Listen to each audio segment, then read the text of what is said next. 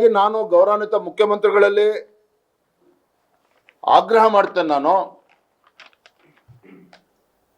ನೀವು ಇವತ್ತು ಕಲಬುರಗಿಗೆ ಏನು ಬರ್ತಾ ಇದ್ದೀರಿ, ಕಲಬುರಗಿಗೆ ಬರುವ ಮುಂಚಿತವಾಗಿ ಪರಿಹಾರವನ್ನ ಘೋಷಣೆ ಮಾಡಿ ಬನ್ನಿ. ರೈತರು ಸಂಕಷ್ಟದಲ್ಲಿದ್ದಾರೆ. ಕಲ್ಯಾಣ ಕರ್ನಾಟಕ ಇಡೀ ರಾಜ್ಯದಲ್ಲಿ ಇವತ್ತು ರೈತರು ಸಂಕಷ್ಟದಲ್ಲಿದ್ದಾರೆ. ಪರಿಹಾರ ಏನ್ ಕೊಡ್ತೀರಿ?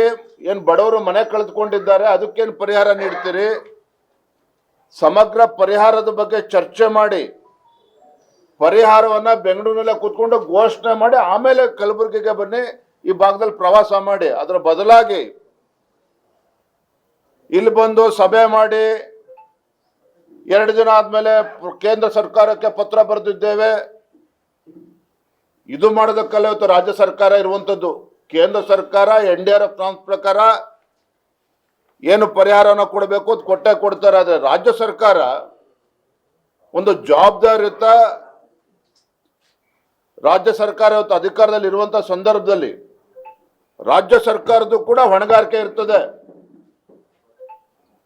ಮೊದಲನೇದಾಗಿ ಆ ಉಸ್ತುವಾರಿ ಸಚಿವರನ್ನ ಆ ಎಸಿ ರೂಮಿಂದ ಹೊರಗೆ ದಬ್ಬಿ ಎಲ್ಲಾ ತಾಲೂಕುಗಳಿಗೆ ಹೋಗಿ ರೈತರನ್ನ ಭೇಟಿ ಮಾಡಿ ಸಮಸ್ಯೆ ಬಗ್ಗೆ ಆಲಿಸ್ಲಿ, ಸಮಸ್ಯೆಗಳನ್ನ ಅರ್ಥ ಮಾಡ್ಕೊಳ್ಳಿ, ಆಮೇಲೆ ಮುಖ್ಯಮಂತ್ರಿಗಳಿಗೆ ಬಂದು ಮನವಿಯನ್ನ ಕೊಡ್ಲಿ.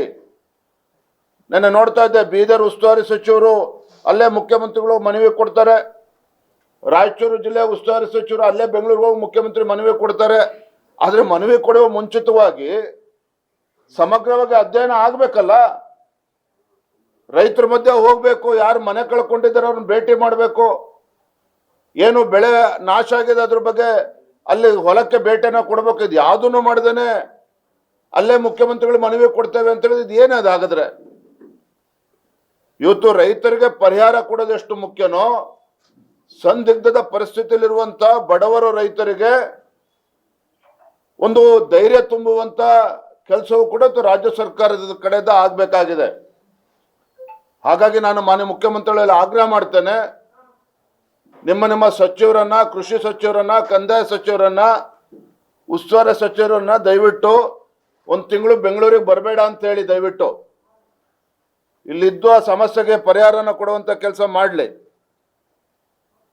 ಪಾಪ ಮಲ್ಲಿಕಾರ್ಜುನ್ ಖರ್ಗೆ ಅವರೇ ಪಾಪ ಅಸಹಾಯಕರಾಗಿ ಮಾತನಾಡಿದ್ರು 1 ತಿಂಗಳ ಹಿಂದೆ.